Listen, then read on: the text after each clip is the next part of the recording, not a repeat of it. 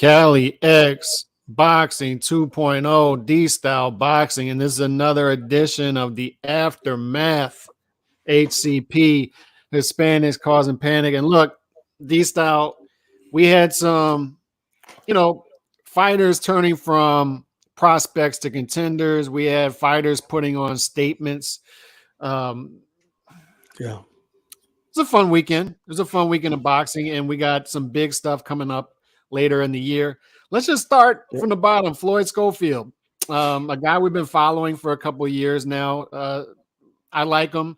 Here's the thing that I like about Schofield. Right there. You saw when he got cut in the 9th round with the headbutt.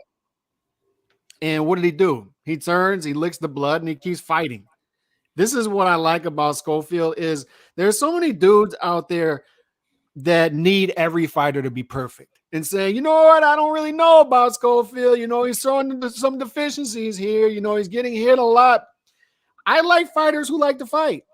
I like entertainment. I like a dude who gets cut with a headbutt, he licks the blood, and then goes out there and tries to brawl. I like a dude who his dad is telling him in the corner, jab, jab, jab. And he'll go out there and do it and have success, but he likes to fight, D-Style. This dude likes to fight. He just wants to get in there and entertain and fight. And there's a vacuum for that.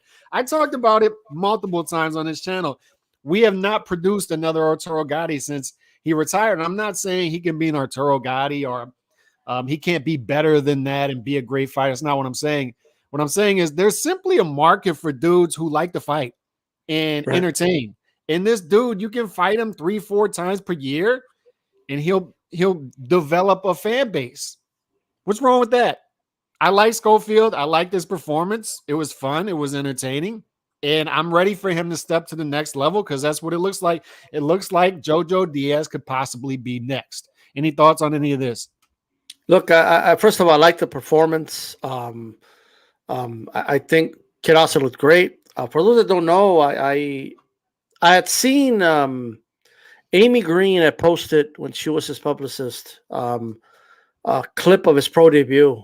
What stuck out to me was the sharpness of his punches. This was 2 years ago.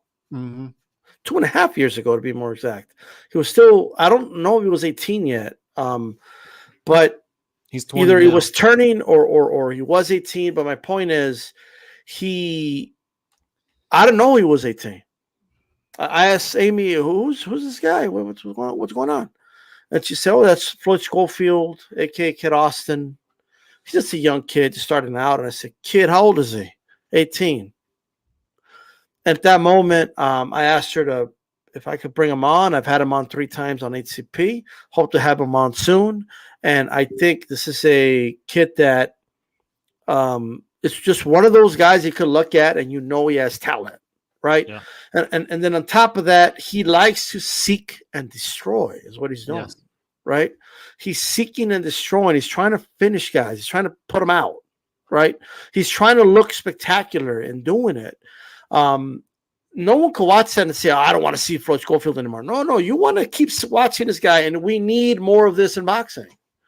We need more guys that want to go out there and do what? Fight. Because this sport is about fighting. That's what the sport is. Like, this sport is about war. And I want to see war. It's what I want to see. That doesn't mean, like, I know what people say, bro, and it's so a lot of boxing fans are so annoying, right?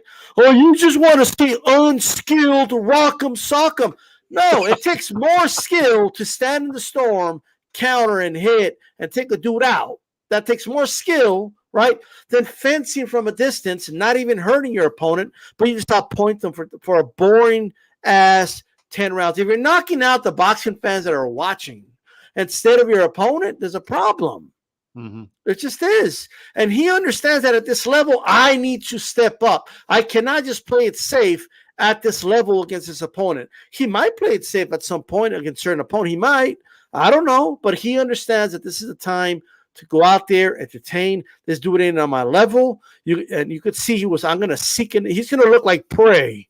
All right. Against me in this ring. And that's what we want, bro. I want to see these prospects make these other contenders look like pray, right? Make them run for their fucking life. When you make them look that they're just trying to fucking survive. Whereas, just go out there and pity pat them and fence them. Fence them. I don't want to say fencing with gloves, okay? We live in an age now where I've heard people say shit like, well, I don't know, man. I'd rather get knocked out than embarrassed with a jab for 10 rounds. Mm-hmm. No, I don't want to be in a knockout reel. Like, you know what I mean? Like, I don't want to be like in a knockout reel getting knocked out or getting jabbed and boring the crowd to death. No one's going to talk about the fight, so I'd rather get that, right? Like, we live in a world where boxing fans have tricked themselves to believe that, and they've hijacked the word skill, Calix. Yeah. First, like, who the fuck says skill means being as boring as possible, as negative as possible, engage as least amount of times, and just fence the shit out of your opponent? That became skill. People like that, they use that to term boxing. Just box them, stick and move, and get the hell out of there. Look, man. Kid Schofield is the Kid Austin. I'm sorry, Floyd Schofield is the total package, and I'm looking forward to seeing him grow. Man, he's only 20 years old, like you said. What's wrong with being entertaining? I see people on Twitter. Oh my God, he's getting hit a lot. He's getting hit a lot for a guy so athletic. It's like, bro, can we just not like entertaining fighters? I don't need perfect fighters. I don't know where his ceiling is. Is it up here? Is it lower? I don't know. We're going to start to figure out because he's transitioning from prospect to contender. So we're starting to hear the name possibly Jojo Diaz, and Jojo Diaz performed on Saturday. The thing about Jojo Diaz is he's fun too. He's fat, but he's fun. He can't make weight, but he's fun. So, Jojo Diaz couldn't make weight. That's the bad part about this. The good part about it is he lost 3 straight going into this fight, and I still enjoyed the hell out of his fight. He lost 3 straight. He misses weight by a bunch, and I still turn on the TV, and I like it. So there's a market of vacuum for just entertaining fights, and that's why I like the matchup Floyd Schofield versus Jojo Diaz when I hear it, because it'll start to get us answers about where Floyd Schofield is, because Jojo Diaz is that type of opponent, right? He's like the introduction to the next level. Yeah. And on top of that, that's going to be a fun fight. But I'm just tired of these dudes who are out there saying, oh, why is he doing that? Why doesn't he just jab? It's like, I appreciate that he's not jabbing because I'm enjoying it. It was the same thing with Boots. And shout out to Nando for Super Chat. Saludos, everyone. I might be wrong about Boots listening from work. And we'll get into Boots later on, but the thing that I appreciated about Boots' performance was I think he's capable of outboxing Vila for 12 rounds. I think he was capable of making the night much easier for himself, but I think he realized the moment there. I think he realized last fight against the Karen guy, I didn't entertain. I got a packed auditorium here. I finally got my main event fight. This is the time for me to entertain, and I appreciate that. I appreciate fighters giving up their attributes and just going out there and entertaining. All right, I appreciate that. So, well, the thing is this, Calix. What he's doing, he's just being more aggressive and trying to finish his opponent. That's literally all he's trying to do. Like, he's not, like, I promise you, he's not saying to himself, I want to go entertain the fans. That's not what he's doing. But he's fighting in a way that's entertaining by trying to get the finish, by being more aggressive. And I think that the problem with boxing is, it's my opinion, is we have a scoring system in boxing, right, that could be manipulated and interpreted in different ways. And many have interpreted it being negative and not engaging, right? And just hitting your opponent with a quick jab and a quick right hand and pot shotting your way to a victory has become like a norm now. Like that, like people think that's skill. And it is a skill, don't get me wrong, but it's not the only pathway to victory, right? Mm-hmm. There are fight and people think stinking up the joint is the most effective way to win fights. And I think it just depends on the fighter, but I don't even think that's true, to be honest. Look at Mike Jones. Mike Jones was sticking up the joint, right, in many of his fights, right, and he was winning fights. And why are you hating? He's winning. Blah, blah. And then what happened? He eventually got caught and knocked out by Bailey, right? Yeah. He got knocked the hell out, and then guess what happened? No, like people were like, "Well, we want to watch." Well, he already lost, so there's no market for you. There's a market for you, brother. You're done. Like you got knocked the fuck out, playing it safe, okay? Fighting not to lose, not to win, and there's a difference, right? And there's no market for you no more. And all those people that said they were cool with it, well, there wasn't enough demand of those people because I never saw him again. People are more forgiving. Loses, people want to see. People are more forgiving of you if you're entertaining. That's the bottom line. It's the bottom line. Yeah. If you entertain people, people are more forgiving. That's just what it is. So there's a market out there for Floyd Schofield. If these people are right that he gets hit too much and he's more limited than other fighters like a Keyshawn Davis, fair enough. If that's true, fair enough. Who cares? But as long as he's entertaining me, I'm fine with it. But I don't necessarily believe that yet. I want to see what happens next if he fights a JoJo Diaz, because if he wins that fight at 20 years old, we're talking about a 20-year-old, by the way. But does he? But does he get hit too much? Like does he really? Like, were you? Who watched that fight and said, "Man, this kid's getting lit up"? Like everything. Like I wasn't seeing that. I saw the other dude getting lit up. Mm-hmm. Okay, so he hit him with a couple of BB gun shots, but this guy was letting cannons on him. Like you know what I mean? So what? Yeah. There's different ways to win in all sport, not just boxing, right? There's football teams that are very offensive minded and they win games in shootouts, right? It doesn't make them any less better than the teams that are very defensive minded and run the ball and try to play the clock. There's different ways to be skillful. There's different ways to win, but you know what? Look, I promise you, if you're going to be boring, if you're going to play it safe, right? The moment you lose, you better hope you keep that O and keep winning, because the moment you lose, ain't nobody going to want to watch you. Like that's the truth. That's right. Another guy who switched over from prospect to contender. He's making that transition right now is Diego Pacheco. I think both of us are high on him. From what I've heard you, we haven't talked about this, but from what I've heard you in the past, I'm watching this guy Friday night and I'm saying everything's there. 6'4", 168 pounder. And by the way, he's trained by Benavidez Sr., who has experience dealing with a big super middleweight. He's training up there in Seattle. A guy we talked to last week, who's going to be turning pro. Vergil Ortiz is supposed to be possibly going up there as well. So they got quite a camp that's developing up there. Pacheco, to me, he's a guy that he's on that radar now, right? Yeah. You watch him on Friday night and you're like, okay, it's all there.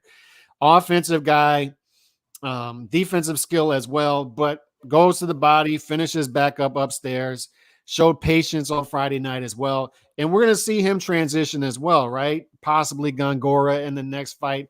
I think the fight that's developing there, if they could keep Berlanga from losing, you could do this thing on DAZN in Matchroom. You got fighters there. You got Munguia with Golden Boy, DAZN. You've got Berlanga, Matchroom, DAZN. You can fight them. And then, if not, you can fight Berlanga, an easy fight. And then you've got this collision course between Pacheco and Berlanga that could possibly happen in 2024, Mexican-American versus Puerto Rican-American. There are things that they can do there, but it's evident to me at this point that Pacheco is Eddie's best prospect from America to date. Like, this dude is legit. I'm sure Eddie's watching this and he's like, I got something here. I've got something. Because he's not only talented, he's fun. He's fun. Yeah, he's fun to watch. Packs a punch for sure. Uses his length pretty well when he has to. He's really good on the inside as well. I mean, he's a total package. Look, I'm going to be honest with you. If that fight was announced tomorrow, I would favor Pacheco over Berlanga. Oh, me too. Now. Not only that, I would pick him to stop Berlanga. He might actually, yeah, I agree with that. Now, that doesn't mean from a promoter's perspective, right? I could say it here and say, well, I want to be extra cautious, so I'm going to have him maybe step up one or two more fights just to be 100% sure he could take that. But you know what I mean? So I get it from that perspective. But let me tell you, I hope there's some pressure from DAZN to make that fight happen. I hope somebody pushes for that fight. I would rather Berlanga fight Golden Munguia. Boy's guy over there, Munguia. Munguia. But because I think that's a fight that's a bigger fight at the moment, if I'm honest, right? And the winner of that fight at some point could fight Pacheco, so it's not out of the question.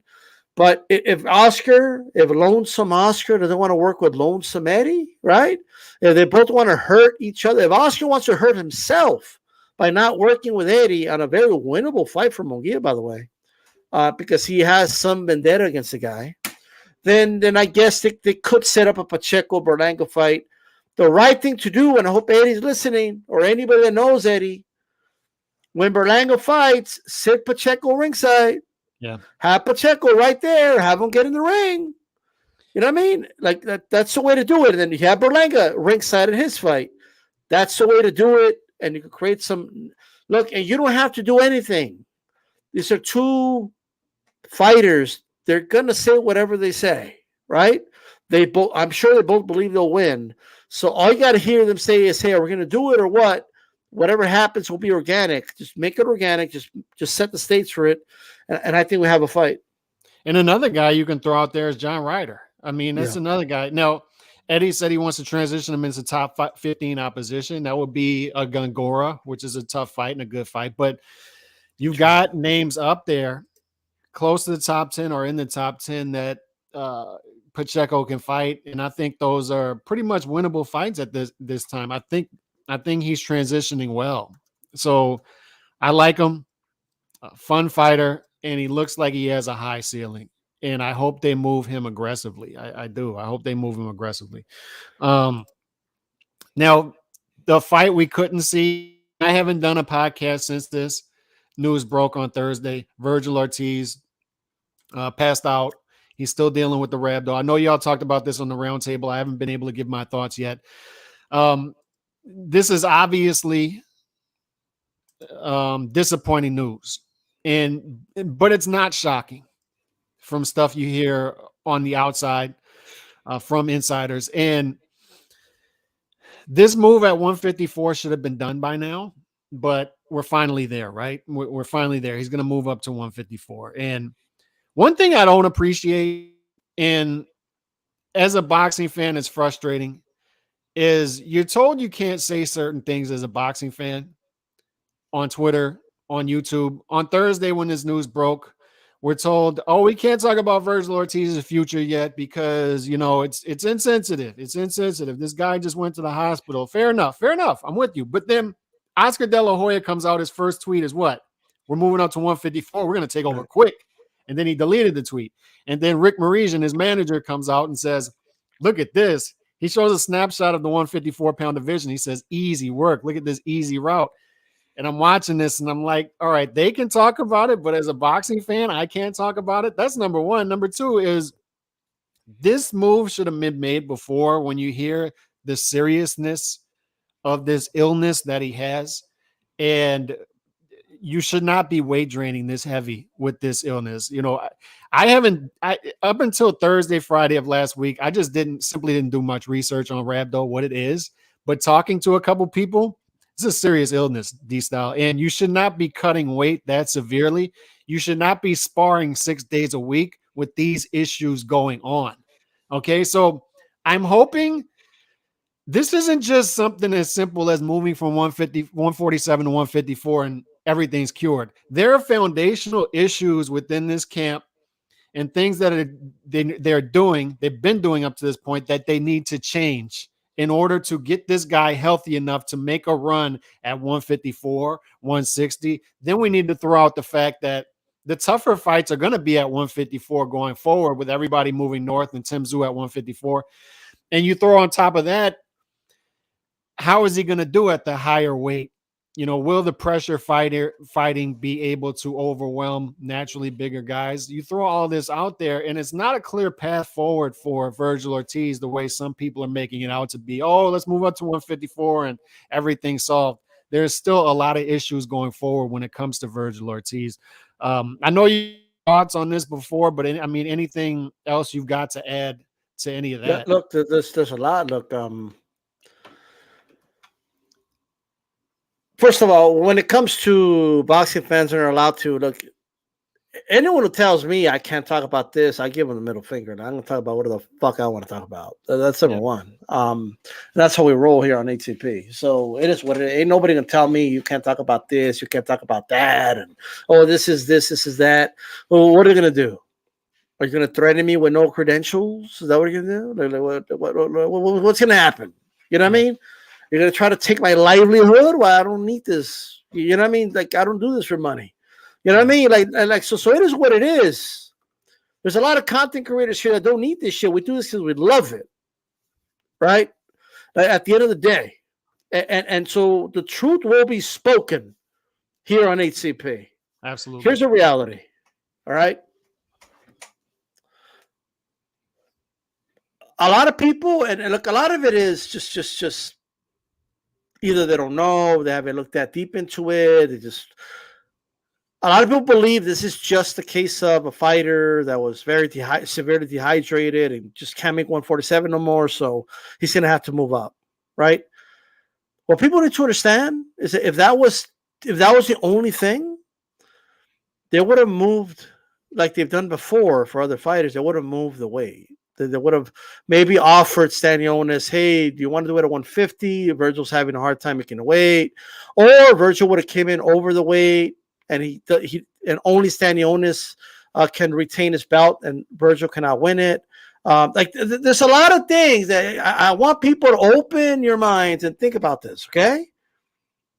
And you figure it out, because there's just a lot of things that I've heard that I don't want to touch too much on, right? Mm-hmm. But use your heads here. They canceled this fight, and then within Golden Boy, all the way down to Vergil's team, there are conflicting reports. Like Oscar says, oh, we are supporting the decision of Vergil to pull out.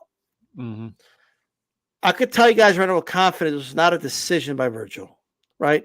But my point is, immediately, well, what does Dan Rafael do? He starts instigating. What do you mean he pulled out? Vergil wouldn't pull out. Vergil's the warrior. You know, and his manager came out, and I'm not even saying they're wrong about these statements, but Vergil will go out. He will fight with no leg, and Vergil will fight without two arms, and Vergil will fight anybody. He'll fight King Kong without his left leg, and I guess, like, you know what I mean? But I mean, if you got to go to those lengths, then you're telling me, without telling me how serious this was, is what you're telling me. If you have to tell me, oh, he would go out there without a leg and an arm to fight King Kong, right, or whatever you're saying, then you're telling me this is very serious, is what you're telling me. And it is serious, very serious, ladies and gentlemen. He has a condition that attacks his organs, specifically the kidneys. Yeah. So now there's a lot of speaking. How did he get it? I have no clue how he got it. Okay. And nobody in the chat knows. None of you have examined Vergil Ortiz to know. And, like, you know what I mean? But I know that he has it, though. And I know it's very rare. So I want you guys to ask yourselves this. If it's all the reasons a lot of you are speculating, I've heard steroids, I've heard because he's dehydrating himself too much. If that was the case, wouldn't we have a good amount of boxers suffering from the same condition? How many boxers dehydrate themselves, especially in the lower weight classes, constantly? All of them. And we don't hear any cases of rhabdo like this. We don't hear cases where a dude passes out a couple of days before the fight. Very rarely. They just either don't make weight, or they're very dehydrated, or they move the weight, whatever it is. Steroids. Well, if we're honest, over half of the fighters probably in the sport take PEDs. So I think rhabdo will be running rampant all over the sport of boxing if that was the case. So I would pause on any, speculations or your conclusions or what you believe happened. Ain't nobody know how we got rhabdo. Okay, I just know that it's a rare shit. I think only 25 or 35,000 people in this country get it a year in a country of almost 400 million people. Right? That's a very small percentage, and I think Vergil's the only boxer I've ever heard of ever having it. So with all that said, I want to make sure people understand this is not just a fighter that by God, he can't make the weight, we're just going to move up. That's not what it is. There was never an offer to Stanionis to fight above the weight. There was never, like, you know what I mean? It had nothing to do with that, right? Nothing. What I know is this. He has it. And from my understanding and from what I know, the right precautions have not been taken, okay, to deal with it. And the weight issue might be what causes a lot of the symptoms that he's suffering, but it's not the cause. I'm not too sure moving 154 is just a simple solution and answer. I just don't. Calix, he passed out 2 days before the fight. What day was it? Wednesday, like, or Thursday morning? Wednesday. It was 3 days before the fight. So what did he weigh? He wasn't at 147. No. These fighters with the nutritionists, they're on the dot, bro. Like they're cutting weight the last pound or whatever, 2 pounds, whatever it is, maybe more than that in many cases. In his case, probably more than that, right? In the last day, right? So he was probably close to 154 when it happened. Yeah. So all I'm saying, right? All I'm saying is that foundational issues need to be addressed within that camp. Yes, I think that's obvious. 100%. They need to be addressed. And again, people have their speculations, right? Boxing pound for pound has been speculating back and forth. I don't know if Kobe doesn't cause it. I have no clue, right? Maybe he doesn't. Maybe he does. I have no idea, right? All we know is that he has it. We know what it does. And we know what a fighter needs to do to prepare for a fight. And the things a fighter needs to do, like lose weight, cut weight, that is, are not good for that disease, right? And it's hard, and it also breaks down the muscle tissue, by the way, which is like devastating for a fighter, right? This isn't like getting heat stroke. So I've been told. It's not that simple. This is your organs shutting down. And by the way, speaking of that, vulnerability often gets you fights. So moving up to 154, giving up some natural attributes, and on top of that, fighters knowing that they can go downstairs and test your organs, that'll likely give Vergil some fights at 154. Just people knowing that this guy has a name and he looks vulnerable to me. He looks like food. That'll get him fights at 154. He's not going to have trouble getting fights. The issue here is you want to be careful about what you're doing with this guy moving forward, because I have to be honest, Calix, I think he's done. Maybe not. I don't know. I just don't know. But a 60-day pause is definitely happening. That much I know. 60 days, and then after that, we'll start to decide. And by the way, this is all fair game, because the day of him being announced to being in the hospital, his manager and promoter are out there saying, we're moving to 154. We're taking over quick. Fair enough. Then I don't feel so bad about talking about the guy's future then. Go ahead, Sid. When I say I think he's done, let me be specific. I don't know if we'll ever see vintage Vergil again. No. I'll just say that. I don't think so either. That now I could be. I hope I'm wrong. Like if Vergil in the future fights Tim Tszyu and beats him, or becomes a champion at 154, starts dominating, I don't know what person is to be happier than me outside of his team. All right. Yeah. So you could come back. Oh, D-Style, you were talking that. This is not everything nowadays is talking shit. You know what I mean? Oh, he's talking shit. Like, I'm not talking shit. I'm being very genuine.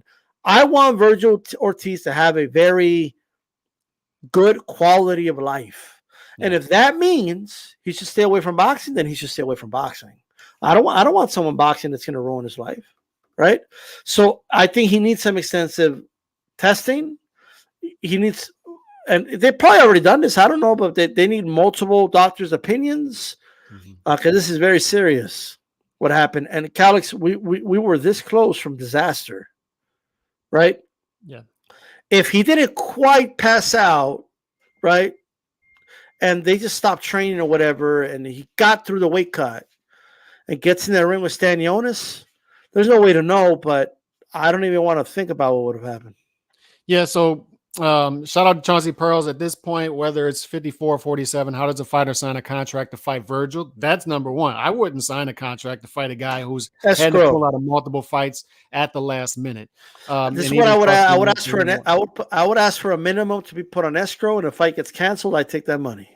Yeah, that's what I would do. So that's part of it. The other part of it is, yes, I'm empathetic to Stanionis, yes, but at the same time, I'm not. This is what happens when you take step-aside money for bigger fights for a long time. This is what has happened with this division, to where the top fight for half a decade hasn't been made, and other guys have been waiting for that fight to get made, waiting for things above them to develop, while taking step-aside money, while waiting for vacant belts to become to drop in their lap. So I don't necessarily feel sorry for dudes for putting their careers on hold, wasting prime years for lesser fights in order to wait for vacant belts to drop in their lap. Stanionis has taken, people can lie and say he hasn't, but Stanionis has taken step-aside money multiple times from Errol Spence's team. So he's not like broke, right? It's not like he's suffering for money. Now he's fought, he's made money not fighting. Now he's fought once in the past 23 months. And this fight was canceled. And this is what happens when you start to play those games instead of simply being active. You play the game will play you. That's how it works. So I don't necessarily feel bad for Stanionis. And now he's in a good position in which he just fights an optional defense, which the WBO is going to give him. And then guess what? He'll have a vacant belt fall in his lap. That's how this works. So you live by it, you die by it. And that's just the way it is. But the 147-pound division has been overrated for years. It's been a division that has just not been delivering with all the talent. It's been a division in which I've spoken about where 70% of the top 10 are undefeated. That tells you that division is sick. It is ill. Guys are not fighting each other. You should never have 7 undefeated fighters in the top 10 of a division. That should never happen, ever. Finally, we're going to start to get some movement there, and hopefully we get some fights, but it's becoming a more shallow division by the day because Vergil's now moving up, and then Bud and Errol are going to move up. Right. So here's the thing. Boots Ennis, Roiman Vila. Boots Ennis, to me, made the first statement of his career on Saturday night. This was the first time I've seen Boots Ennis make a statement. And what I mean by that is we've been saying for years, yes, this guy's talented. It's obvious, right? He's talented. We see it, but we don't see his career developing. He's buried on undercards. The opposition ain't that great. And it's not as easy as saying guys won't come to the table. It's not that simple because you have to start forcing the market to see it your way. And he hasn't been doing that up until Saturday night. Saturday night was the first night I saw it all come together. It's okay. He's not on undercard. This is his main event. He's got more eyes on him being that Vergil versus Stanionis. That was going to be the fight everybody's going to be watching. And then it disappeared. So he's got more eyes on him. He's in a packed auditorium. So it's coming through the screen like it's a vibrant atmosphere there. Crowd, yeah. And he puts on a show-stopping performance. Vila's the type of guy that a Boots Ennis, I think, could play it safer and outbox him over 12 rounds. He came out here and said, no, I'm going to knock this guy out. I'm going to put on a show. I realize I've got everything for me set up, and I'm going to put on a show here. And this was the first time I saw Boots, and you could comment on this, whether you agree or disagree, say, this is my division. I'm the guy here now. This is my division. It's not believable what they've been pitching us up until Saturday night, that it's just not going to be believable that an undercard fighter, a guy buried on the undercard, not even the co-main, buried on the undercard of Tank Davis versus Hector Luis Garcia, is cornering the market and putting pressure on guys like Bud and Errol. It's believable that he could beat those guys, but it's not believable that he's putting pressure on those guys. Now, Saturday night, he beats the number 9 guy in the division, and he beats him soundly, and he beats the living hell out of him. And he does it in front of a packed auditorium and on a main event. this was the first time, and you could agree or disagree, it's the first time I saw Boots really make a statement in his career. Would you agree with that? Well, here's the thing. Yes and no, and I'll just explain while I kind of go over it. Look, a couple of things. I think this is who Boots is. Like, this is how he fights. This is his identity. This is his patent way of fighting. Mm-hmm. He is an aggressive, skilled fighter. So, and I see you do it too, Calix, but boxing fans need to get this mentality out of their heads. Like, stop saying things like he could have made it easy by just. Well, why are we saying those things? Like, if he does that, nobody's going to want to watch him, and it may not even be as effective, right? Yeah. Putting pressure on an opponent, hurting them, is an effective tactic, right? Yeah. Being aggressive sometimes is the better thing to do, not the worst thing to do, right? And I think I think Boots fought his best fight. I don't think he made it harder on himself. I don't think whatever success Villa had, Villa made it happen. I don't think because Boots let him do it. And this mentality needs to stop. And I'm not saying you're doing it, but no, that's fair. That's fair. It needs to stop because we need to give the benefit to the guy who landed the punches, not the guy that got hit, right? If he hit another dude, give him credit for hitting that dude. Don't say things like, "Oh man, he should have gotten hit with that. If he would have done this instead." And I saw it in the fight with he's gonna fight Bam Edwards. I saw it in the Edwards fight. He was getting hit against the ropes. The commentary team, Bam, he doesn't really need to be doing this. He's doing this because he loves to do it. Like, no, nobody likes to get hit. Nobody's like, "Oh man, give me another." Nobody. He had every intention to make that dude miss as much as possible, but he got hit, right? Yeah. And that's what we just need to put it out there, right? That is the energy we need to get the benefit to the guys landing. So here's my point. I think Boots tactically thought, I'm gonna bulldoze this guy. I'm gonna take him out in a couple of rounds, and then he realized right away, oh shit, this dude's tough. He came to fight and he came to win. Yeah, and he didn't come to lay down for me like these other dudes I fought. Those other dudes I fought, the moment they felt that punch, they packed it in. Not all those guys were knocked out cold by Boots. They packed it in. They got the hell out of there. Okay. Then I'm outmatched. I felt that shit. I'm out. Villa was like, fuck. You could tell he was like hurt, but he was like, well, fuck it. There was times he was hitting the back. Mm-hmm. Fifth round it's a swing round, to be honest with you. Most gave it to Boots, which is fair. But so maybe there's a comparative thing going on, but that is the closest round Boots has ever had in his life, right? So Villa hit him with the third and the fifth. Villa hit him with a big right hand that bounced this dude's head back.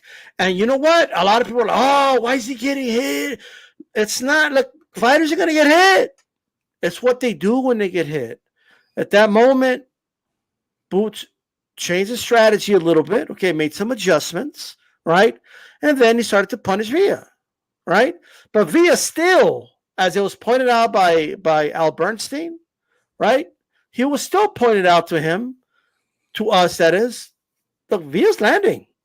It's just that Boots is landing so much more and and his punches are way more effective that we can't even tell Villa's landing as well, but Villa was landing. There's two things I learned about Boots in this fight.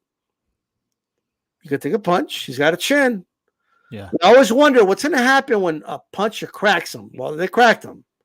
And he took it, actually very well, actually. Mm-hmm. Boots has really good recovery, a good chin. So now, guys, you can't just depend on the big knockout punch, right? At least Villa had that mystery, hey, well, if I crack him, right? And another thing about Villa, tough dude. That's a tough motherfucker.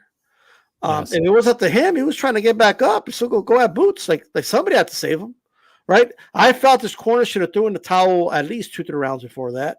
I think a lot of that damage, it was just unnecessary damage because I'm looking at Villa, and you were talking earlier about there's a vacuum for certain types of fighters. Villa could be that modern day, like Arturo guy. Carlos Baldemir, Marcos Maidana. Yeah, like this is a guy you could throw him in there with certain fighters. And I'm glad you mentioned Marcos Maidana because he reminds me a lot of Marcos Maidana. Mm-hmm. And I often wonder, like, if he switches trainers, he gets a better jab. Like Maidana, like it's not only that. I think he was fine. I think against a more mentally fragile fighter with the same skill set as Boots. Like Adrian, remember when Marcos Maidana fought Adrian Broner? When you're fighting a guy who's talented, he's the type of guy who can beat fighters who are more talented than him just because he's so tough, he's awkward, he can punch, he can take a punch, and he's just mentally strong up here. And Boots, I think the thing was, Boots is mentally strong too. He showed that in this fight. And I'm watching Vila fight, and I'm like, damn, I'm impressed with this dude too. He's losing every round, but I want to see this dude fight again. This was one of those fights where I say he came to fight.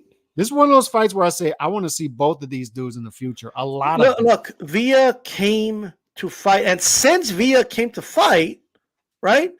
Since he didn't come to lay down, we got to see more things out of Boots, right? We got to see his skill level shine. Because if Villa would have packed in the second round, we don't learn anything about Boots. Well, okay, another dude he knocked out of second round. Like, okay. No, but he was like, nah, I'm gonna fuck it. This is a Rocky movie, right? Only Apollo's gonna knock him out this time. That's all. Right. It was a perfect opponent because now we learn that Boots can take a punch. Boots can go into deep water. Because I started to have those moments in my head, 5th, 6th round is okay. Boots is having his way. He's winning every round. But what happens when we get to the 10th round? What happens? I agree with that. Now, not definitively what happens. Yeah, like here's the thing. In the middle of that fight, especially in the 5th, it felt like, is a tide turning? And in that moment, you don't know until it happens, right? So, like the Atlas fight, I wasn't thinking that in the Atlas fight until he knocked him down again, right? And I was like, holy shit, he turned the tide. So I was wondering if that was, I'm not saying I was heavily expecting it, but it's always in the back of your mind, right? You always have like that, like what if all of a sudden, and we've seen it happen to fighters, Scott. We've seen Azab Judah out of nowhere, he just stops throwing, right? We've seen like we've seen Adrian Broner just fall apart if things aren't going his way after a couple rounds. So at the end of the day, I could appreciate a fighter that came to win, and I could also look at Villa and say to myself, you know what? I want to see Villa against Rocha. I think it's a hell of a fight. Villa in a rematch against Alice. I think that's a hell of a fight too. Villa against Mean Machine. All these are competitive, exciting fights. Villa versus Stanionis. I mean, I don't want to see Stanionis Boots right now, but yes. Yes, but these are all fights where I could say I can see Villa possibly winning that. And these are things I said about Villa after the fight is I want to see him again. I'd like to see him against the likes of Aroka. I don't want, like, say, a publication like Ring Magazine to watch this fight and say, let's pull him out the rankings. They had him number 9 coming in. I think he should stay there after this fight. If not, he should hop Avanesian. And that brings me to another point. We talk about expectations of fighters. And the reason I bring this up is because recency bias can rear its ugly head. And I'll talk more about Boots and what I was impressed with because I do consider myself a fan at this point, particularly after Saturday night. I love how that guy fights. He's sadistic. He wants to knock your head off. He knows how to finish. He knows. You saw him turn on those punches, and he's putting everything into those punches. I think he looked great. And I thought Villa's head was going to come off with some of those punches, but he walks through them. But he joins that list of guys like Inoue, Nakatani, Boots is on Bud's on that list. There's guys that want to knock you out, and they're great fighters who want to knock you out. I just want to. Well, I was going to make one more quick point. Look, I honestly think, even though he was getting criticism by a lot of the fans on Twitter, and I honestly believe jumping on Villa, landing bombs on him early, set the stage for him to get the knockout eventually, and it always put, like, Villa wasn't able to really get the wheels turning to like the middle of the fight because of that. If Ennis starts slow and it has a feel out round, and guys like Villa love that. Like they love when you try to feel out the round and start slow because that helps them get the motor running. You know what I mean? And I just that's why I don't know. I was kind of cringing when I saw fans. I saw them on Twitter like, "Oh, why is Boots being so aggressive? He should just box." Like, and it's just like that's what Ellis tried. It didn't work. Yep. Like, no, And to I'm not Via's saying. credit too, I think the strategy for Boots was likely, let me get this guy out of there early before he can Yeah. get things going later. To Via's credit, he stays in, he stays in, he stays in. He starts to land those counter right hooks. He stays in the fight. He's losing every round, but I'm pretty sure he knew I'm gonna lose these rounds. I want to see what happens when I get him late. And to Boots' credit, he got him out of there late. And I started to get concerned 8th, 9th round. I started to have those Andrew Maloney vibes because you start to see Boots turning into everything and Via slowing down a little bit. So you worry. Yeah. I was thankful that Boots slightly missed on some of those punches in the 10th round when he was finishing off the fight, because had those landed flush, that could have been an Andrew Maloney type of moment right there. Was there for him. Yeah. I wanted to say this though. The expectations, we talk about fighters' expectations, certain expectations with certain fighters, and recency bias. The reason I want to be careful a little bit here with handing him over the keys to 147 already, although I think he's going to be the guy in the future. When Bud Crawford knocked out Evan in December in the 7th round, what was the narratives were, oh, he shouldn't have been in that fight anyway, and oh, he got hit before he knocked out Evan Nejian. And Boots puts on this type of performance and knocks out a guy who's ranked one spot behind Evan Nejian in Villa, who we're a fan of too, but he knocks him out in the 10th round, and it's a coronation, right? And that's why I want to be careful with recency bias. Is people are all of a sudden saying Boots beats Bud, Boots beats Errol, Boots beats everybody. We need to be careful because our expectations are different with Bud still than they are with Boots. And I think that tells us a lot of how we view these fighters, really. Yeah, look, there's a lot of people that have a lot of opinions about. There's that, which is, I don't know about that right now. Look, a fight like Villa was needed because a lot of the things, the success that Villa had, right, that gives Boots and his team the opportunity to go back to the drawing board and fix like the counter rights that you were talking about. Okay, what can we do to make sure we don't get hit with those counter rights? Like, you need opponents that expose weaknesses in you, kinks in your armor, right?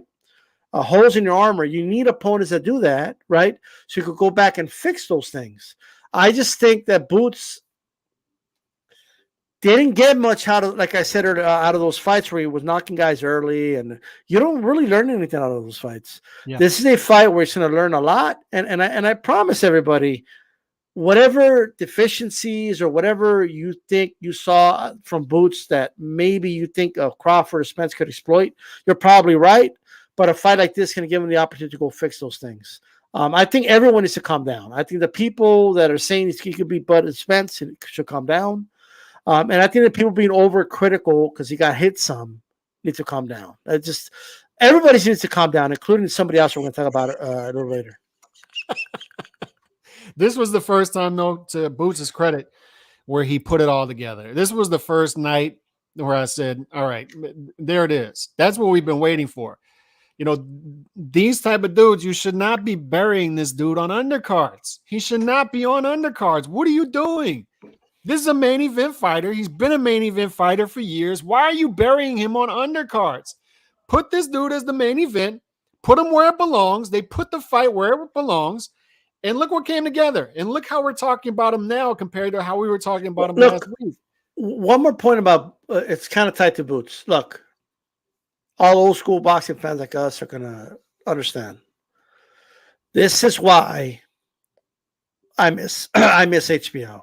HBO would have had this guy on Boxing After Dark for a couple of his fights. And then this would have been like I don't know if it would have been a world championship boxing. It might have been, you know what I mean? But like, he would have been on main events.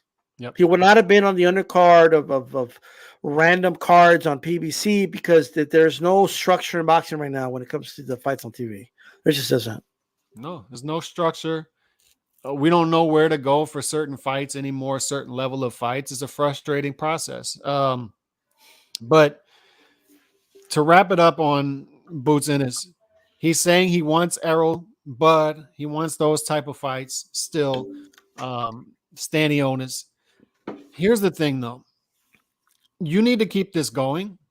We need activity first and foremost. But I wonder, the big fights are going to be at 154. Errol and Bud are both moving up there. That's happening. Vergil's moving up there. It's about to be a shallow division. So does Boots Ennis go the Gennady Golovkin route to where, yeah, guys aren't coming to the table at 147. So guess what? I'm going to get this belt. I'm going to try unifying. But this is what people need to be hesitant about. They feel like, oh, he's going to get the belt and he's going to start unifying. O'Shaquie Foster, Regis Prograis, two guys with belts, and people don't see the reward matching the risk, and they still don't want to fight him, right? They're still having trouble getting fights. He may be joining that list even at 147. So do you go the Gennady Golovkin route and just fight 3 times per year against the best opposition available to you and mow them down, do them in main events, packed auditoriums where they belong? Or do you go the Paul Williams route? You know, Paul Williams with a belt still moved up. Fought Winky Wright for no belt. Fought Sergio Martinez the first fight with no belt. The second Sergio Martinez fight was for a belt at middleweight. Fought Kerman Cintron. And it was about to fight Canelo Alvarez before he got in the motorcycle accident. So he went up, gave some advantages to get bigger fights. So does Boots follow up or beat those guys to 154, chasing big fights? Tim Tszyu is there too. I think this is a fair discussion. Like, should this guy stay at 147? Or should he be moving up to? He's a big dude. Should he be moving up to 154 to chase the bigger fights? I mean, look, I don't know if he's going to do that right now. I think he wants, like, he spent too much time at welterweight to not at least become a titleist at welterweight. Yeah. But look, Errol Spence and Crawford are going to fight. And I'm just going to say this right now. Crawford's knocking out Spence. I'm just telling you guys right now. I think so too. Sorry, Chauncey Burrows. He's going to knock him out. He's going to dominate him. There's going to be no need for a rematch, right? So I think we'll get, and then PBC, even though technically Boots is not a PBC fighter, believe it or not. A lot of people are not aware of that, but he's not. But I'm sure PBC, since he fights on Showtime, which is the PBC banner, we're honest, they might offer Bud that Boots fight for some type of get back. So he might get that fight, bro. And Bud will fight him. I hope so. Bud might be thinking to himself, is this where I do my... Do I catch him before he reaches his apex like Floyd did to Canelo? You know what I mean? Let me get this really with this young man. Errol dominating, he could possibly go up to 154 and fight Tim Tszyu too. I mean, he would have options. Yeah, look, I just think they'll offer him the Boots fight. I do think they'll do that. But look, Crawford or Spence, the winner against Tim Tszyu next year is not outside of possibility, and so there's so much that could happen. I'm starting to think that if we look 2 or 3 years out, that a possible collision course could be Tim Tszyu and Boots Ennis. I think that's a possible collision course. I think, well, actually, I think Tim will be at middleweight by then. So unless Boots is there, Boots has a frame to go up there. Yeah, he is a big guy for sure. But so if both of those guys are on a pound for pound list. And I'm just saying that's a possible collision course right there. It's just funny how, like, isn't it crazy, bro? How like 154 has become like the like it's been more interesting than the actual historic weight class of 147, and then like 168 has been more interesting than the actual historic weight class of 160. I mean, I don't know what that's going on. 140 over 135. Yeah. Divisions. Yeah. Yeah. So, Teddy Atlas, what's going on with your boy? What's going on with your boy? Why does this dude have to compare every single decent UFC fight to a classic boxing match? What is the deal with this dude? What's the deal with this dude? What is he doing? Do you remember the tweet he put out after Conor McGregor beat Cowboy Cerrone? And this one's going to hit you hard because it hits your two favorite sports, basketball and boxing. You know what I mean? He went he's like, I'm really going to piss Calix off with this one. You know what I mean? He's like, oh, Conor McGregor. Like, keep in mind, guys, he just beat a guy coming off 3 straight losses. And he was just coming off a knockout loss, too. So Conor fights this guy. He wins, right? And he tweets out, oh, Conor, he's great under pressure. He reminds me of Ali, Jordan, Kobe. And he said some other names, too, like I think Tiger Woods, and he threw everybody out there. He called them Redwoods, like he's one of the greats. You know what I mean? Oh, he said Conor is. I'm trying to remember. He's like a flower. He absorbs the sun. You know what I mean? Like I'm just like Teddy, shut up. Like shut the fuck up, bro. Ali, Jordan, Kobe. Like goddamn, bro. He's got to psychologically break everything down too. Everything. He can't just watch a fight and say, "Oh, there's a jab. There's a jab." He's got to psychologically break. He woke up in the morning and he was like, "Look, I got to throw a jab," and he had a mental thing. And then when he was in the ring, he saw it. Oh, wait, in the morning. Oh, remember when you said yourself in the morning? He threw the right. Okay, like he's just an idiot, bro. Like, look, at the end of the day, look, Hagler Hearns, move over and make room for these two. Bro, we've been talking about Hagler Hearns for 40 years. 40 years. No one's going to remember this UFC fight next year. Yeah, no one's going to be talking about it. Nobody. This is ridiculous, bro. Like, bro, even MMA fans are like, can you guys have him? Can you guys take him back? Like, no, we don't want him back. Keep him. He's yours.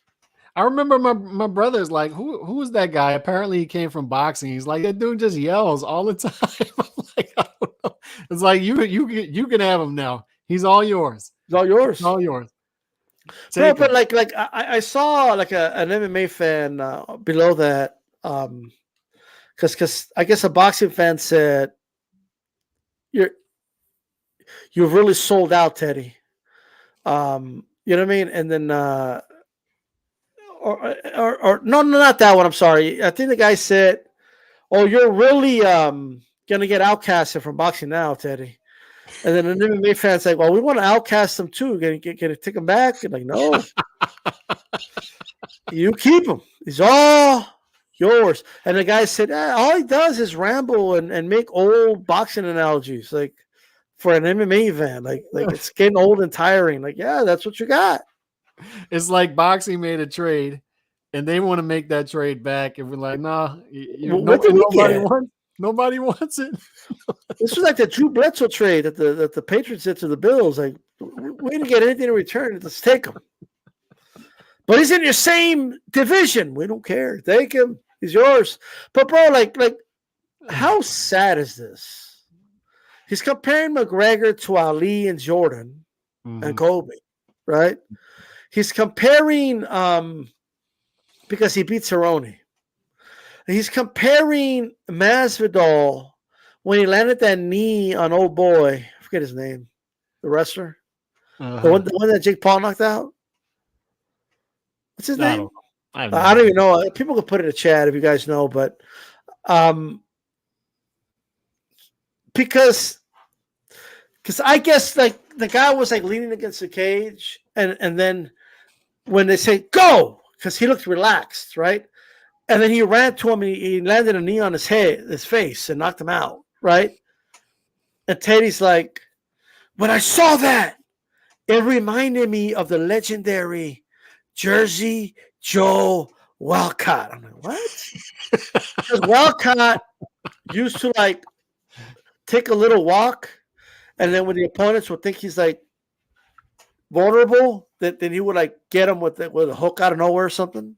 Like, it's not even the same thing. It's not even like similar. It's not even like, Teddy, what are you doing? Yeah, you do exactly like Walcott did. No, he didn't. Stop, Teddy. Even Masvidal was like, wow. I mean, I don't even know what to say. I bet you don't. You don't get goosebumps when he speaks. And then dude, like at first he started with Gotti Ward. He's really on you for some reason. Like, whatever Calix loves, I'm just gonna, you know what I mean? Like Gotti Ward, like every other UFC fight was Gotti Ward, right? And at first, the first time he did, I still remember the fight. One of the fighters that was in the fight actually quote tweeted it, and he was like, "Wow, that's such an honor, like to be compared to Arturo Gotti. I appreciate that, Teddy." Right? But guess what? No one tells him anything anymore because he's saying it for every fight, right? Every fight, Gotti Ward. Oh, this is like Gotti Ward. This is like Gotti Ward. And then that wasn't enough. And then he went. Every other fight was a Thriller in Manila, right? A random UFC card on Wednesday, Thriller in Manila, right? And now he's gone after the very sacred Hearns versus Hagler, bro. Hagler Hearns, bro. What are you doing? Like what? You know what it is Teddy is the fun. He's the fun minor league announcer. Like he's the fun summer league announcer for the NBA who he doesn't get the big gigs, but he's fun. And it's the right time for it because when he was on ESPN Friday Night Fights, D-Style, I enjoyed it. I liked them yelling during some fights. I liked for the sandwich food analogies, you love them? For events like that, you need some personalities. You don't want people in the big events to overshadow what's going on in the ring. But for events like that, remember Max Kellerman with the way back in the day for Friday Night Fights when he had the leather jacket, and they had ESPN Friday Night Fights had personalities, and I enjoyed that. I appreciated Teddy on those, like yelling at judges, and then he'd do the breakdown before fights with the little Mexican dude. I appreciated Teddy there, but when they went to championship boxing over ESPN, it was clear that wasn't working. That chemistry was completely off, and that guy had to go. And he just doesn't work for big events. He just doesn't. He doesn't work for big events. ESPN recognized that for boxing. And I think it's showing up now for UFC events. That guy doesn't belong there. He doesn't belong there. He belongs on the minor league circuit, the summer league circuit. It works there. His personality, his shtick works there. It doesn't work in the big spots. And I think part of this too is are you saying they should put him in a slap league? Is that what you're saying? Put him in a slap league. He would be beautiful in a slap league. Beautiful. And when he had this, I think they had a spat with him and Mark Kriegel. It wasn't working, and they decided to stick with Mark Kriegel and his waxing poetic, whatever. But I think part of it too is I think he has some sort of rift with boxing too. I think that's part of it subconsciously is I'm going to bring down some of these top boxing events to bring up the UFC events. I don't know, but it just doesn't work. It doesn't work. Why is UFC doing this? That's the part I don't get. Dude, it's not even popular. It's not popular with the MMA fans, bro. But it's not maybe at first, but they're getting to know the guy now. You know what I mean? They don't know what this is. We see boxing dudes like this too pop up too, and we're like, this dude doesn't know much boxing. Why is he here? Why is he on the telecast? What is that for the UFC? Plus, you don't think they know though. You don't think they know? Okay, he's fucking. He was Mike Tyson's trainer. No, but you don't think like they know it's an act. Like I think the MMA fans should be smart enough to know, like, okay, this guy's just, he's drifting over here. You know what I mean? That's what he's doing. Yeah. I had one other topic I wanted to bring up as far as this. I'm watching the UFC Saturday night, checking in, checking out, and I got neighbors watching it. And I was invited to a fight party in the neighborhood, but I'm watching this. And it's clear they know how to put on events. And, I understand that centralized versus boxing is decentralized, and I get all that. But they clearly know how to put on events. But it's obvious at this point that Dana is really going after the Mexican audience now. Heavy. He grabbed that September 16th date at T-Mobile before Canelo could get to it. He's saying, this is my date now. He's trying to anyway. He's going after Mexican champions. are you concerned a little bit that, look, boxing no longer has much of a white audience at all? And part of that had to do with boxing started to take its audience for granted heavily. And a lot of white dudes said, all right, I got UFC, I got football, I got basketball, I got baseball. I'm going to just go over there. Do you think that with the Mexican audience, that they could make this sort of move too and say, hey, we got Mexican champions over there in the UFC. Let me start going over there for my combat sports. Do you think that's possible? I think this is what's possible. And it's already a thing, though. Like, there's a lot of Mexican Americans that watch both. That's already a thing. It's not like you never see like Mexican boxers and Mexican MMA fighters beefing. They're always supporting each other openly. Canelo supporting the UFC fighters, vice versa. Like they go to Canelo's gym to train. Like this is not a like it's just a little different, I think. You know what I mean? Like when you watch like and specifically like the fans in Mexico, you see the support they gave to the Mexican national baseball team. You see the support they give for the freaking Mexican soccer team that doesn't win shit at the World Cup. They still support shit out of them. You know what I mean? Like they support anything. Like there's some Taekwondo girl they support over there. They support little cards over there. They just support everything. So I just think Dana, well, what he is doing is recognize, and maybe it took him too long to recognize this, but what a lot of boxing promoters and even people in the boxing business haven't realized for a long time is that the Mexican fan base will show up and they will support. Like, you know what I mean? If you give them something to show up for, they'll show up. Like at the end of the day, like they'll show up, they'll support. And that is a massive market. Is it possible that it could take a little bit? Look, there's a lot of people that have Teddy Atlas syndrome, where they're disenfranchised with boxing. So they're looking for a reason to say, oh, see, UFC is taking over and this and that. Mm-hmm. If the day comes that UFC takes over boxing's place in Mexico, it won't be for a while. I'll just say that. There's an apparatus in Mexico where they get 15-year-olds that turn pro in the sport of boxing all the time. It doesn't take that much money to develop a boxer over there. Where UFC, there's just a lot. Like you need a specific gym. You need a boxing trainer, jiu-jitsu trainer, a wrestling trainer. You need this, you need that. Like it's more expensive to get in, right? And it's for a country. Now, I understand the UFC has gone to different countries to build gyms, but it's not enough to compete. Yeah. So it would be a while, but do you think that I'll be very honest with you. I think the success of one combat sport does not bring down another combat sport. I've always said that. I agree with that as well. Do you think that boxing takes Mexican and Mexican American boxing fans for granted? Because it's obvious to me at this point that the Mexican Americans are, I wouldn't say exclusively, but close to exclusively the boxing market in America. I mean, Mexican Americans carry the boxing market. There's a reason that Al Heyman puts all of the big B-sides, his B-sides, there's a reason that he went out and got Mexican and Hispanic B-sides for his fighters. And for Tank Davis, he's exclusively having Tank Davis fight that demographic. There's a reason.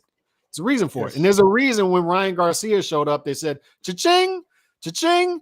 And you see what happened with the fight with Tank Davis. Are they taking that market for granted? 100%. They're taking the market for granted. 100%. Like there's no doubt about it. There was always a running joke, especially here in the YTBC, that PBC would have like Mexican fighters that could be like the Washington Generals to the Harlem Globetrotters. You know what I mean?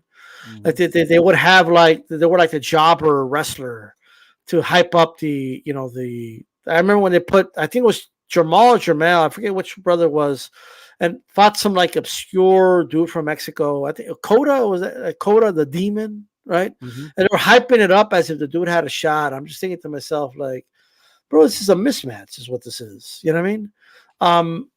Now, I'm not saying PBC does that on purpose or whatnot, but what I'm saying is, for a long time, like, aside from Canelo, when like Golden Boy Matchroom had him, when have you really seen like a big investment in a Mexican fighter, like here in America?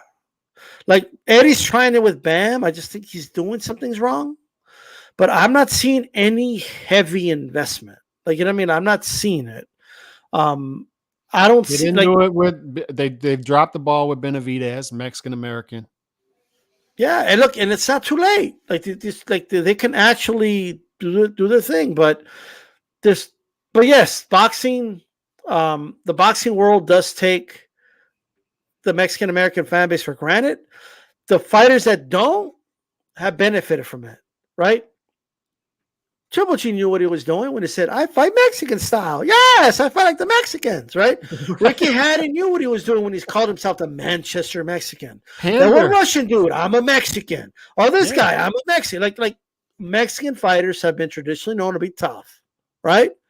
Now, maybe a little too much for my liking, because I think a lot of Mexican fighters are skilled, but nonetheless, it's still a trait that's celebrated, right? But look at, like, people call it pandering, what Dana's doing. It's marketing. But shouldn't a promoter pander? Yes. Isn't it their job? Yes. Yes, pander. Pander to all audiences, by the way. But yes, like the Mexican American fan base in the U.S. and the Mexican fan base in general have been the backbone for boxing in this country for years. Okay? Yeah.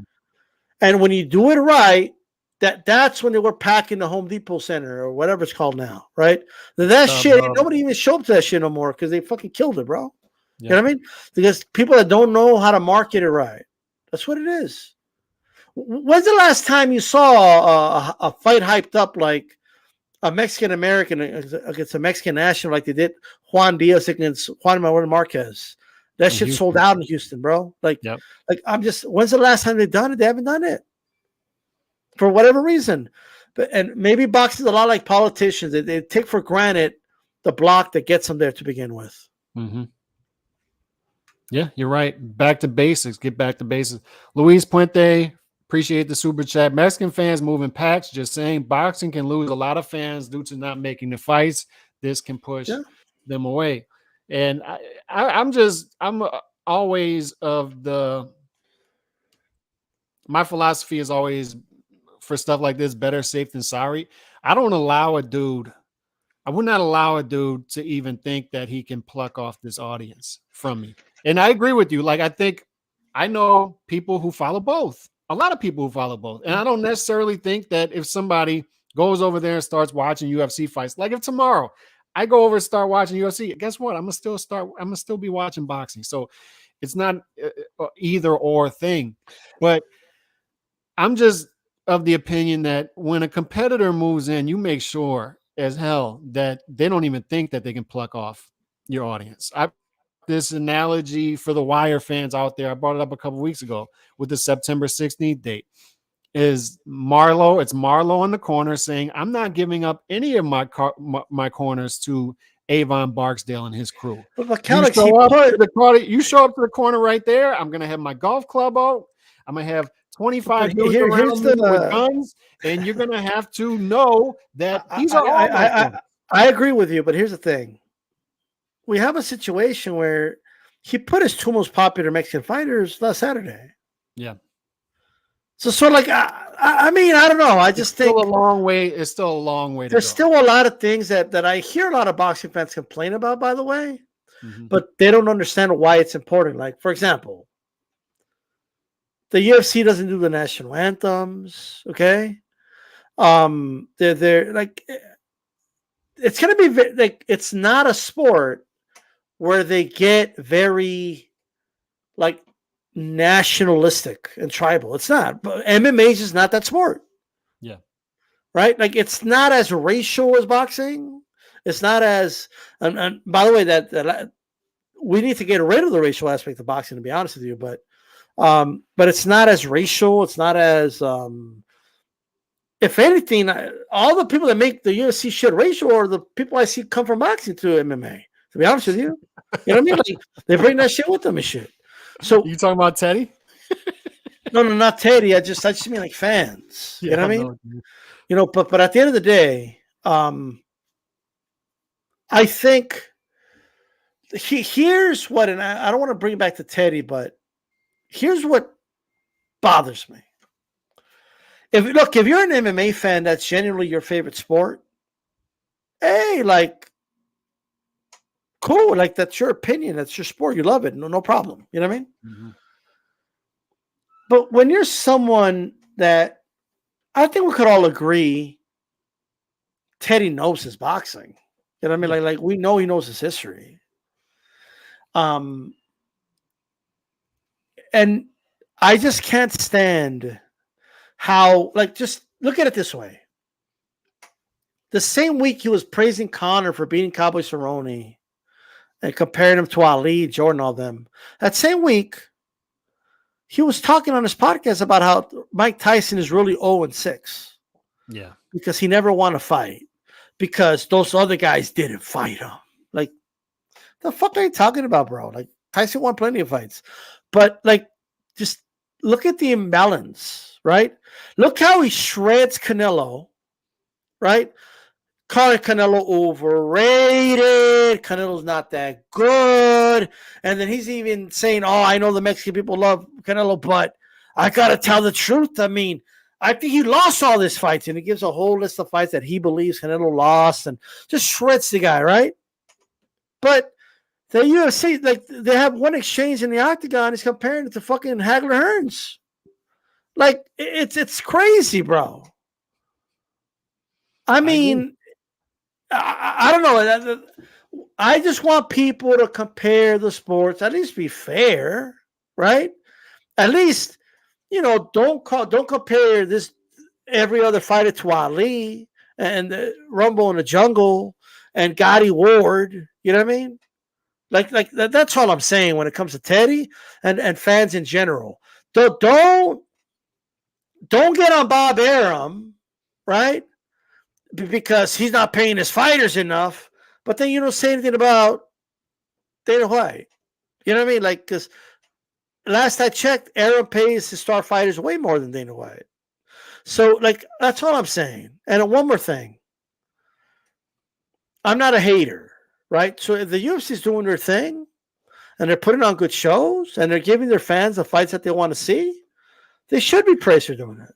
I'm not going to sit here and be like, oh, fuck those guys. It's bullshit. They don't put on good fights. They don't get. I'm not going to be that guy that pretends like they don't. And at the end of the day, because boxing has been hurting itself. Boxing has been slitting its own wrists for 50 years, Kelly. Just constant cutting itself, stabbing itself on life support, right? Getting out of life support, making all these terrible decisions over and over again, right? Boxing, that drug addict, okay, that's still talking about his glory days, right? Not in good condition, right? Boxing's hurting itself. Like Nando said earlier, boxing done best is the best. It is. Nothing beats a great boxing event. Nothing beats a great boxing match. Nothing tops it. At its pinnacle, it's its best. So, unfortunately, we get away from all of the basics that get us plenty of nights like that, unfortunately. And that's where we are. So ultimately, you're right. We shouldn't be worried about outside things coming in and taking what's ours. We should be worried, looking in the mirror and focusing on ourselves, because when we put on the right fights, people are going to show up regardless. They always do. They always say, you saw the people after Haney versus Lomachenko, I'll never watch boxing again because of, and then those people, I guarantee you, they're going to press order on Spence versus Crawford. They're going to press order on Canelo versus Charlo. They just will. They always come back. They always do. They always come back. There's still plays like for everything. Look, at the end of the day, I could tell people right now, man, at the end of the day, competition isn't a bad thing. It's not. Mm-hmm. Like I don't care what anybody says. It's not a Yeah. bad thing. And I'll be honest with you, the rise of UFC, like especially like around 2009-ish, gave us some really good years for boxing. Like a lot of fights. Like the last time we had good undercards was when they were pressured to do it. Why? Because they had competition now. Now they've then, like always, boxing always hurts itself and or whatever. But like I remember when Aram and Golden Boy were saying, hey, we've got to step our game up and give everybody better undercards. And that's when we got like when they did Canelo versus Floyd, and we got fucking Matisse against Garcia on the undercard. Yeah. And I said, this is what we need. If boxing would have continued doing stuff like that, we would be in a better place now, right? But we have boxing fans that were saying dumb shit like, oh, that's dumb. Why would they do that? That doesn't make business sense. They should have put it on a different day. Like, yeah, give me a terrible undercard instead. Like, what's funny? When I walked over to the UFC party, I didn't hear anything about a purse split. I didn't hear anything about an A side, B side. Oh, it's not smart for them to put that guy on the card third in line. It's like, bro, they're just sitting there watching the fight. And boxing fans need to do the same thing. Just sit back and enjoy the fights. And somebody said something the other day after one of the fights. It might have been at the Diego Pacheco fight or whatever. And you're throwing out big fights, and they're saying, I don't think he's ready for that. I don't know if he's, they should give him. And I'm like, if a dude feels he's ready and his team feels he's ready, why are you as a boxing fan stop him? Let the guy go. Let him go. Diego Pacheco, Floyd Schofield, they feel like they want the fights. And by the way, the people saying, Calix, the people saying, oh, make sure, keep them away, keep Boots away from Boots and I'm sorry, from Crawford. And why? What are you talking? So Crawford and Spence will beat him. Oh my God, he might lose a fight. Like, just goddamn, or maybe he wins, for God's sakes. I mean, just let the fights happen. What do you mean keep them away? Like what do you guys? I guarantee you, keep them away from is not spoken often by UFC fans. Maybe it is, but I don't think they say shit like that. No, they have fighters multiple. Keep Stipe Miocic away from John Jones. Oh no. They have fighters over there losing multiple fights in a row and getting arrested and all that stuff, and they still show up. That's how I feel about Jojo Diaz. It's like you lose 3 straight fights, you miss weight by a lot, you're fat, and guess what? You still fought a fun fight. I still want to see you fight Floyd Schofield. There's still a market for him. Maybe that makes me a bad boxing fan. I don't know, but at the end of the day, I just want to be entertained. Shout out Luis Puente again. Shit, Teddy Atlas needs an atlas to find his dignity. Poor Teddy. You don't miss like Teddy's sandwich analogies in the middle of I do. On Friday night, I do miss that. I miss when we had more structure. I miss when we had HBO Championship Boxing, HBO Boxing After Dark, Showtime Championship Boxing, Showbox. On the same night as Showbox, you have ESPN Friday Night Fights. I miss them going back and forth from the studio. When you had the studio analyst, you had Brian Kenny, and then you go back to Teddy Atlas just yelling stuff, and then you go to boxing matches, and we see a lot and then of like they'll matches. put like 2 dudes, right? Like, bro, I still remember, and I remember this vividly. I don't know who was fighting because I don't remember the guys, right? So, but Bert Sugar was in the studio, like, you know what I mean? And the fights were in Pittsburgh. Okay. So, and they were like good fights. Like, they were like really good fights. Like, it wasn't world-class boxing, right? But it was just dudes from Pittsburgh that liked to fight and were punching each other. Yeah. What's not to love, right? And they were going back to the studio, and Bert Sugar's talking about all the great fighters of Pittsburgh and why fights in Pittsburgh are always fun, and I love me some fights from Pittsburgh, and it was just fun to watch it, bro. I don't even know who these dudes were. I don't remember who won. They were just punching each other in the face with decent skill. It was above a tough man contest, obviously, but decent boxing skill, but enough to where they were vulnerable to hit each other, and then they would just end up trading. There was knockouts. It was beautiful. I don't know who these dudes were. And then the main event was like a prospect, or whatever. And that was it. Like I remember Zab Judah would lose a fight, and then his comeback fight would be on ESPN Friday Night Fights. Like working his way back up. Like there was structure. There's no structure now.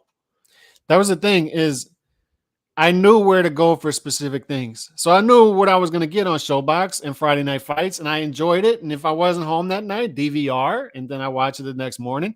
And I was talking to a fighter that's sort of on that level, Jeremy Hill, last month. He fought on Regis Prograis undercard and got a big knockout. But he's telling me at the open workout, I just want to get on TV again. I just want to get on TV. And he was on TV in this fight. He was on TV, ESPN last year. But you used to be able to know I'm showing up here on Friday night to get that type of fighter who's going to be in good fights. And it's going to be two guys at this point in their career. And we'll see if they can graduate to the next level. We don't have that anymore. We have those guys now buried on undercards. And that's the frustrating part. It's like this, bro. Like, it's not that hard to put on good fights. Like, because there's a lot of, go to BoxRec, there's like 1,000 boxers per division, right? Yeah. And I don't need all these undercard fights to be the future. Okay. I just want to watch a good scrap before the main event or something. That's all. That's all. Like, it's not that complicated. The UFC understands this, right? Now, the UFC has a privilege of they have like a roster of 300 fighters and about 90% of the top fighters in the world. So they're able to, do that. But Dana, Dana doesn't think the way promoters in boxing think, right? And the way and MMA fans don't think like boxing fans think. And let me explain what I mean by that. Dana's not like, I don't want to put him against him because then he might beat him and he won't be undefeated no more. And how am I going to market him if he has a loss on his record? Or what if he ruins him and he's never the same ever again? And it ruins him as a fighter. Remember what happened to Fernando Vargas against Trinidad? He'll never be the same again. Like, stop booking scary. Stop thinking scary. Stop being worried about what may or may not happen. All those things, a fighter falling apart, not living up to expectations, they're going to happen anyway. Not everybody can reach the top, right? All those things are going to happen anyway. But by delaying the inevitable, right, you're just slowing down the fucking process, all you're doing. And I think Dana understands this. I think he understands. Look, I'm like the mama bird, bro. Like either you're going to fly or not.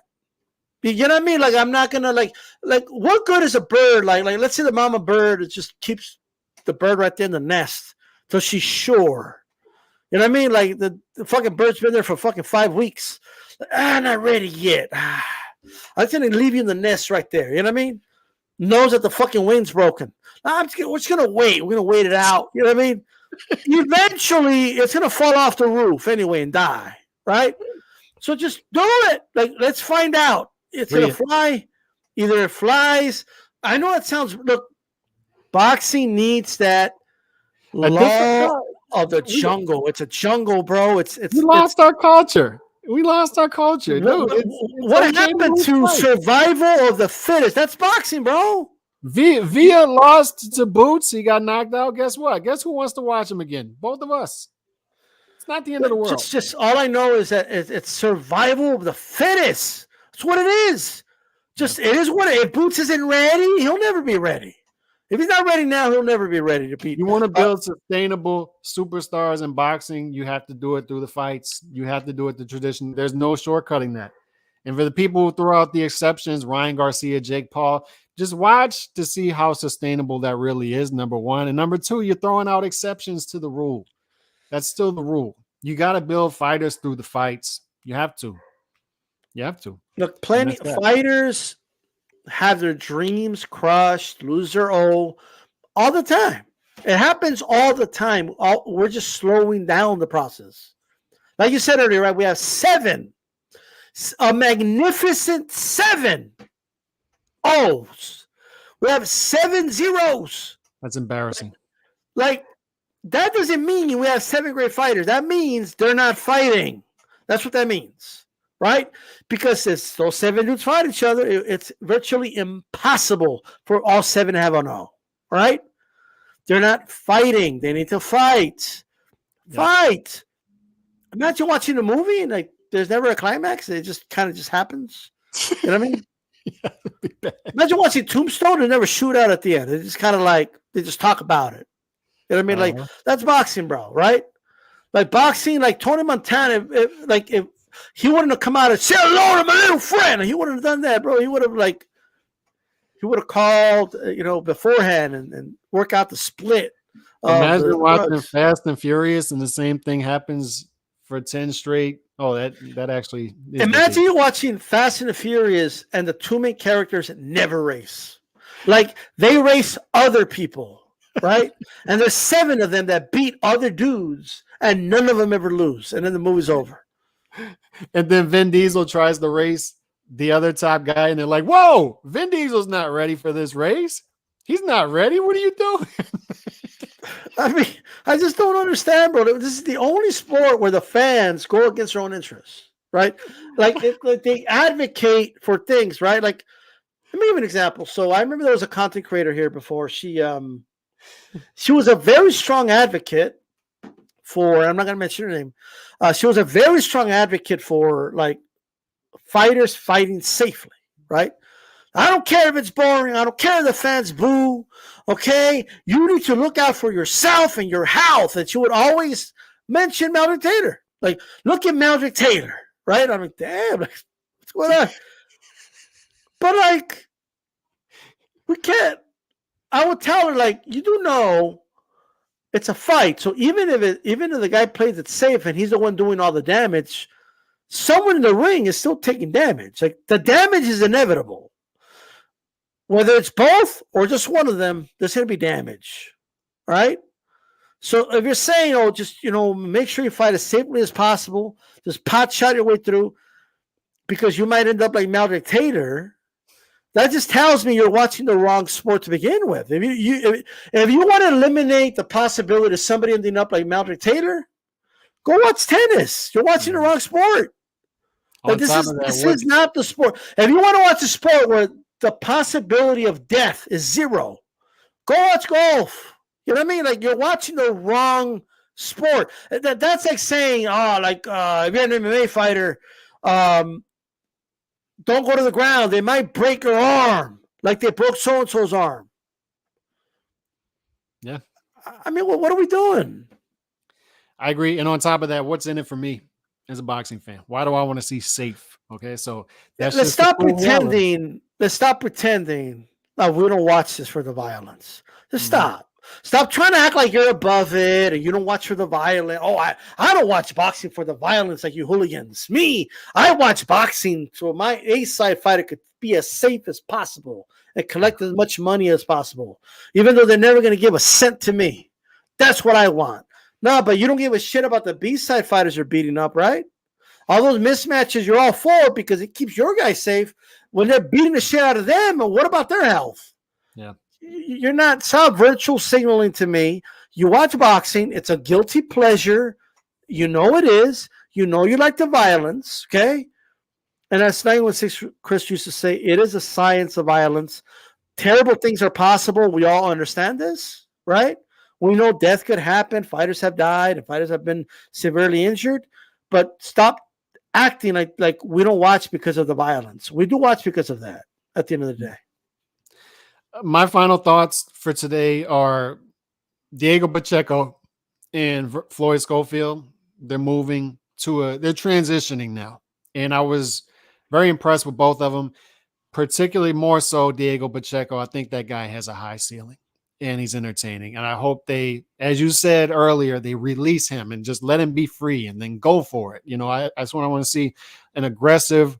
I think they can get aggressive with him. I think he's that type of dude, big super middleweight who can punch, who can take a punch. And that guy has technical ability, boxing ability as well. Vergil Ortiz will closely monitor that, but that's going to develop at a slow pace. I think at a slower pace than people believe and are probably expecting. So we'll monitor that over time. But Boots Ennis, I felt like this was his first statement victory in every way. This was the first night where he put it all together, both in and out of the ring, both ring entrance, doing it in front of a packed auditorium, doing it on a main event, and showing out, putting on a great performance and an entertaining performance at the same time. So this so far has been the pinnacle of his career, and he did it against an opponent that I think both of us like.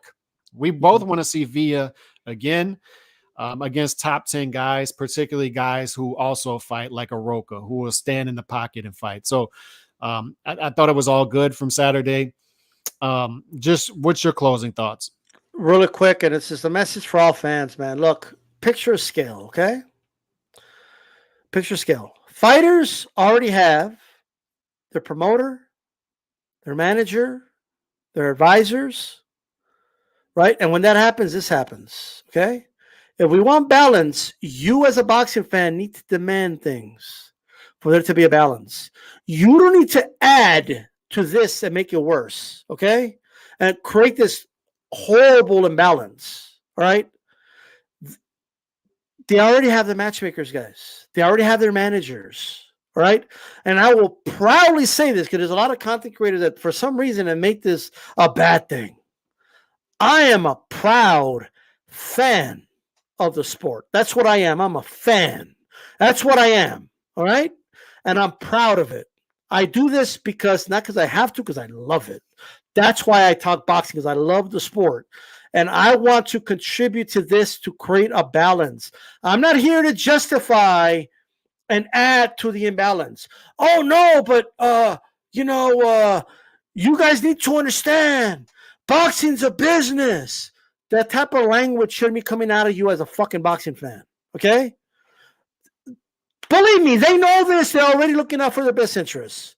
We need to create the demand of this fucking sport. It's about time fans start acting like fans, okay? It's about time. I'm just saying. Stop. That's all I'm saying. And that's my final thought. Let's have a balance in the sport. Where are we at tomorrow night? Tomorrow, 8 p.m. Eastern time. We might be on a little early. It depends. But on the timing, we're going to have the HCB podcast, of course. Okay. Tara Brown, contender at the featherweight division in the women's ranks, former amateur world champion. She wants that smoke. Unfortunately, she can't quite get the fights, and we have this issue with a lot of the American girls are not getting the fights, right? Mm-hmm. And if they're not signed with Matchroom, which is heavily based in the UK, a lot of their girl fighters actually move over there to London and stuff in order to get fights. So it's kind of hard, right? And then Boxer, it's just heavy in the UK. So we're gonna have her on, Doctor. Should be interesting. Of course, Thursday, the round table. Don't miss that on my channel. All right, we out. Appreciate y'all for rolling through. Peace. God bless.